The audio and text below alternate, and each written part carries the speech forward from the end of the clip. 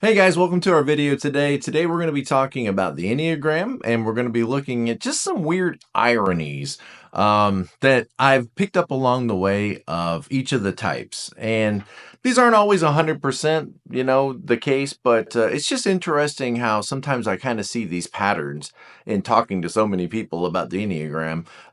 And I just wanted to share them with you, and just maybe you might think it's interesting too. Maybe something about yourself that you've never really thought about before, or the people that you love that you go, oh crap, yeah, that's right. I never really saw that before. I'd be interested if you when you hear these ironies for each of the types, if you agree with this, or if you maybe want to add some other ones that pop into your mind or from your experience. Just put those in the comments below, and maybe we'll all, maybe it'll end up a video one day. You never know. All right, so this video is rough. I'm not gonna work hard to edit it or anything.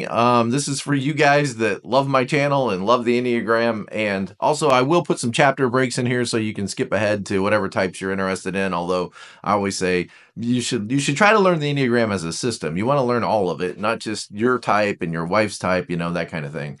But so let's look at some of these ironies or paradoxes, about the Enneagram and about all the types. Let's start with type 1 and, the reformer, the perfectionist. And I always just think this is interesting that ones who tend to be the most critical person on the Enneagram, you can never criticize. Don't criticize them because it overwhelms them. It sort of overwhelms their system. They're so critical and harsh with themselves already that if you're critical with them, you have to be so careful because what you say, it will be blown up in their mind, and could be very defeating to them. They could become very argumentative and defensive, and they could just go on the attack. And so I just think that's so interesting that ones who, are very gifted at pointing out what we're doing wrong or how we could have done things better, or maybe have been a little earlier when we got our work done. They're so, sensitive to any criticisms about themselves. And I just think that's an interesting thing. Their relentless drive for perfection, their standards, their convictions, and all those wonderful things, yet deeply sensitive to criticisms. And yet I find that they are often the most critical person. And I don't mean always criticisms are a bad thing. But how do you feel about them? If I were to criticize you, do you feel like it's a bad thing? Yeah, okay. So just be careful with all that criticism. You have an amazing gift to be able to see what could have been done better. And we all appreciate that. It's just, can we talk about something else every once in a while? Can we talk about how things are right? Can you talk about the things that you love and how people in your life are doing great? Every once in a while, just relax just a little bit, because you don't like it when we criticize you. All right, let's move on to type 2s. So type 2 is the giver, the helper, the befriender, connector, the person who's most focused on knowing what people need and then stepping in and being the person who comes in to help meet that need, feels very compassionate towards people's needs. Interestingly enough, ironically enough, has a hard time knowing what they themselves need. And if they knew what they need, they might have a hard time advocating for that need because they don't want to come across as somebody who's needy and dependent and selfish. That's kind of maybe how it might feel to it too. But the rest of us, it's just human to have needs, and it's okay to have needs, and we all have needs. And, if there's something that's bothering you or you're having a problem, it's okay to advocate for yourself and to speak up for yourself. It's okay to be a regular person who has needs.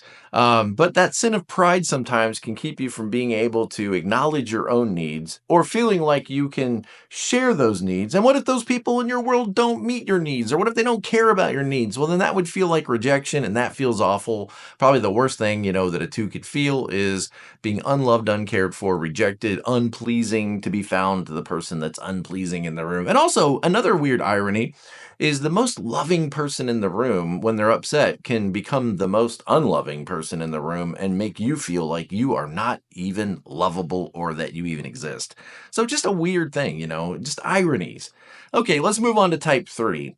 Now, this one I struggle with a little more. I have a hard time maybe thinking about this one, but I guess a couple things that come to my mind. The person who's most focused on success, the achiever, the performer, the successful three, the charmer, the person that can read the room and then adjust their style in order to make that sale or to make a great impression. When I think about the achiever, the person who's most focused on success, isn't always very focused on balance in their life. And really, to me, like, in order to have a successful life, you have to have a balanced life. Like, you have to work, yes, but you also have to have friends, you have to have hobbies, you have to have a health, focus on health and personal development and spiritual life and all these things, that go into being a healthy, balanced person. But the person who's most focused on success could be over focused on just certain areas of success, like, for example, work and finances and maybe their living environment. And then they may let a lot of things, not pay attention to, like your dominant relationships and your family relationships and your spiritual life and your hobbies and recreation and all these other things that are important in order to, think, like, when you think about successful people, like, I see them in my mind, on a boat having fun playing golf. And are you allowed to do that? Can you do any of that? Or are you so busy working and focused on becoming a success that you never really feel like you arrive at success? Like, when will you arrive there? And also, sometimes the person who can read the room the best and knows what everybody admires, sometimes, if they're not careful, can become the very opposite of what people admire. You could become the villain in the movie if you're not careful, sort of like kissing the babies and then poisoning the water supply, like the bad politician. One of the names for the three is the politician. Do you like politicians? Let me just ask you that. Are you drawn to politicians? Maybe one or two or three, but as a general rule, how do people feel about politicians? How do they feel about car salesmen, for example? When you just say those terms, it sort of, can become kind of slimy if you're not careful. And so the person who's most able to figure out what people admire and then is driven to become that can sometimes end up becoming the person in the room that people do not admire because it seems fake, phony, and false. Okay. This is so painful, right? But, it's just ironies that I pick up. And like I said, 3 is probably the one that gives me the most challenge in thinking about it. Type 4, the individualist, the dramatist, the healer. Let's look at 4. 4s pride themselves on being deep and being able to, be intuitive and really understanding people and having a focus on individuality and having a focus on authenticity. They pride themselves on looking beneath the surface and not judging people on how they look, but really trying to get people, really trying to get in there and really, understand why people are the way they are. And I'm not going to like people simply because they're pretty. I'm not going to like people simply because they're successful, that I'm able to sort out the good and the bad better than everybody else. I'm intuitive. I'm able to understand people. Yet, who on the Enneagram feels the most misunderstood? We would be 4s, misunderstood, minimized, and diminished. I just think that's interesting that the person most focused on understanding people is the same one who would say, I feel the most misunderstood. I don't know. It's just ironic. I'm sure there's a lot more, if we thought about it and talked about it, that might be ironic about a 4.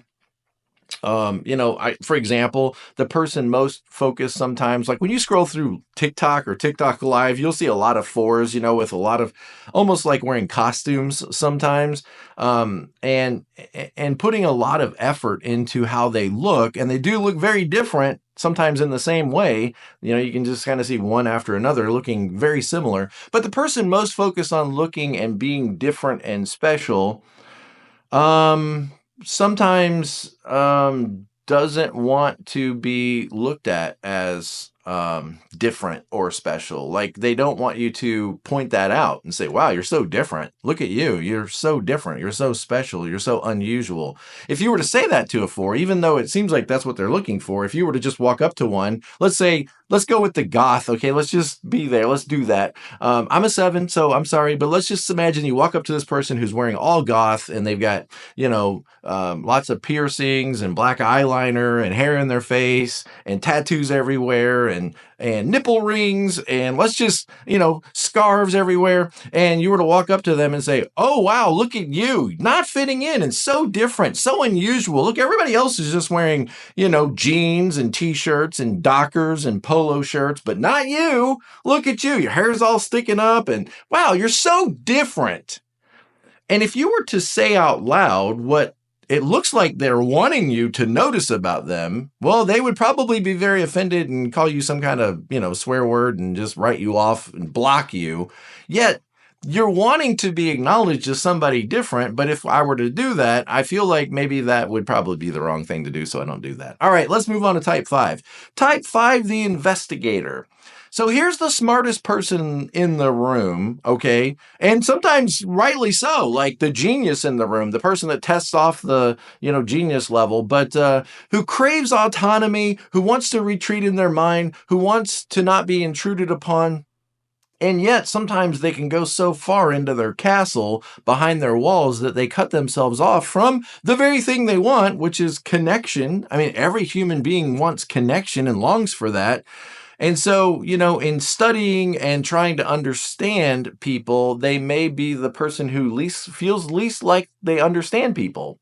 The smartest person in the room doesn't understand how to make social connections sometimes. Or let's say it simply like this. The smartest person in the room who has all this information somehow seems misinformed on how to make friends, or how to make connections, or even social norms, like just engaging in a conversation. This 5 might walk into a room and everybody's talking. Let's just go to the firehouse. All the guys are sitting around the firehouse laughing and talking, and the 5 walks in the room and starts the conversation, and people move away and leave.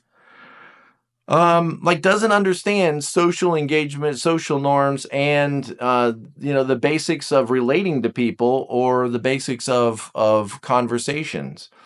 Or you could just say it like this. The smartest person in the room who splits atoms in a laboratory may not know how to make sweet tea. They may look at you like, how do you make sweet tea? How do you make toast? How do you make an omelet? And you're like, how are you a PhD in nuclear fission and you don't know how to make toast and an omelet and sweet tea? Okay.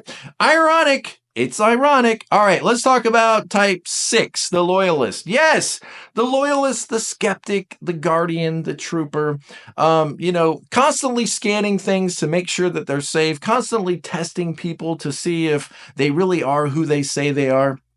And realize you think that this is going to protect you and keep you safe, but what it may actually do, ironically, is it may cause people to start questioning you and feeling anxious about you. Because all of your questioning and all of your speculating and all of your wanting to get things right and making sure that you don't screw things up and asking so many questions can actually bring about the very thing you want. People turning against you. They're like, oh my gosh, will you quit asking questions? Oh my gosh, just do what I asked you to do. Why do you have to ask 17 times if this is exactly the way I want you to do it? You know what? You don't want me to be mad at you. Now I'm mad at you. And so the very thing you're trying to keep from happening, so people being against you or a mutiny against you, you're creating a mutiny because you keep asking all these questions and you keep questioning everybody's intentions.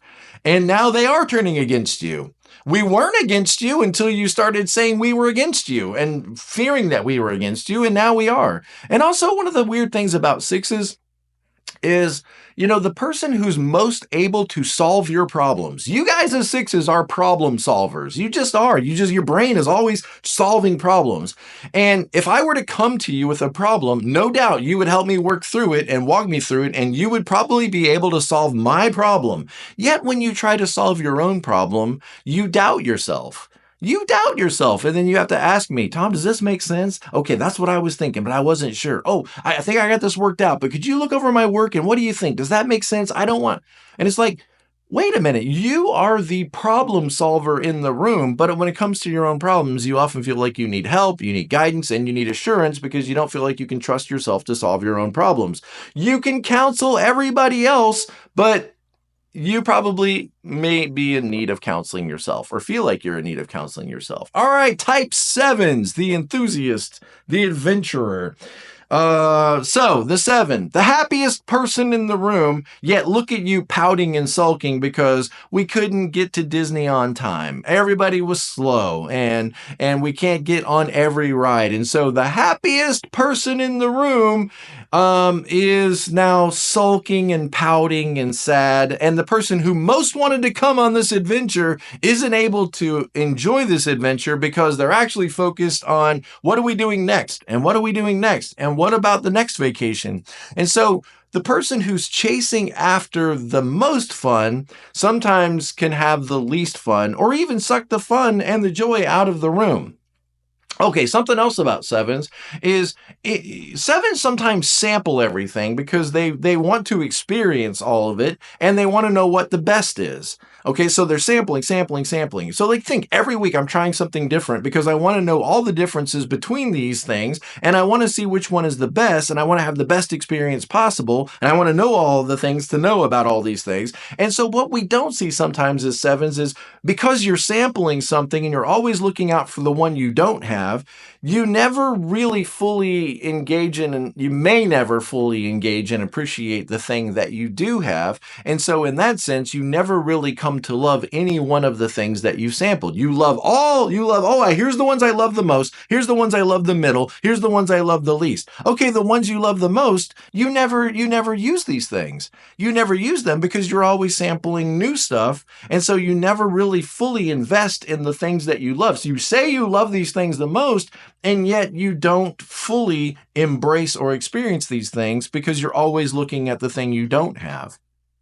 And it can be a lot of different things. It could be, maybe let's just say you love cigars. I don't, but let's say you do love cigars. And so look, the 7 goes out and they sample all these. And if you ever walk into a cigar store, there's too many kinds of cigars and they're way too expensive. But let's say this would be a very 7 thing. They go into a cigar store and they're like, oh, wow, look at all these different Nicaraguan cigars, Honduras cigars. And I don't even know the kinds of cigars there are. But you try to sample all these cigars to find the ones you love the most, which you never smoke because you're still sampling to find the ones you don't know about.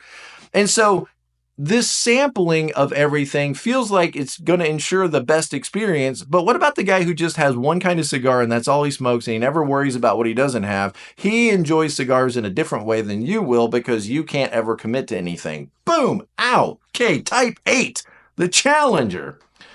The person who's most focused on control and not being controlled and controlling their environment is sometimes the person who's most out of control. Think about that one.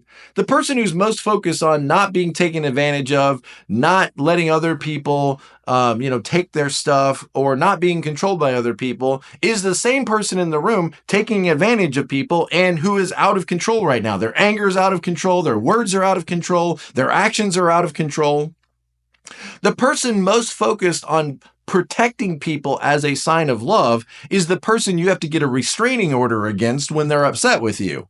Think about that. The person who's most focused on protecting people is the one that you have to protect yourself from at times when they're not doing well, when they're upset. Now, don't get mad at me. I'm just seeing these things. I didn't make it like this.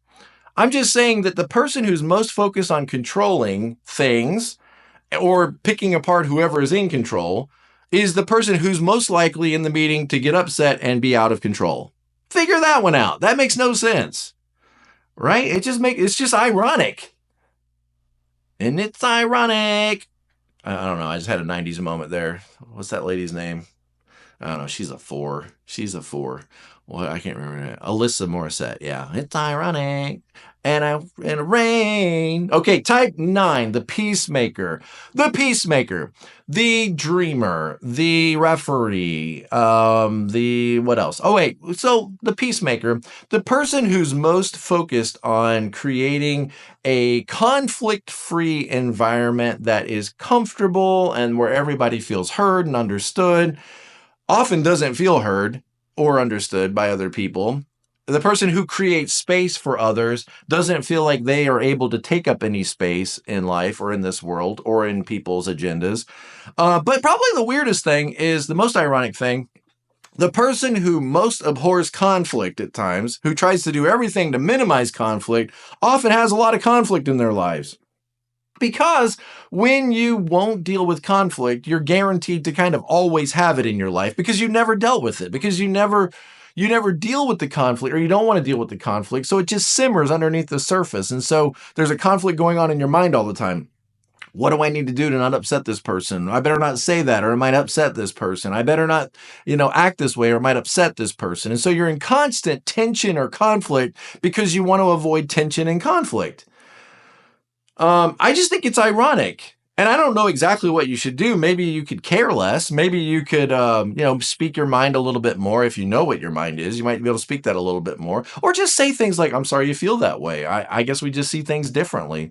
But notice your tendency to keep the other person from hitting the alarm bells is constantly setting off your alarm bells. You guys that are nines know what I'm talking about. You know what I'm talking about. You don't want to upset your partner and their alarm bells go off, because then that would disrupt your comfort. And so you're constantly, tense and anxious and panicky and have conflict in your life because you're trying to avoid having conflict in your life. And I just think that's ironic. I don't want conflict, so I end up having lots of conflict.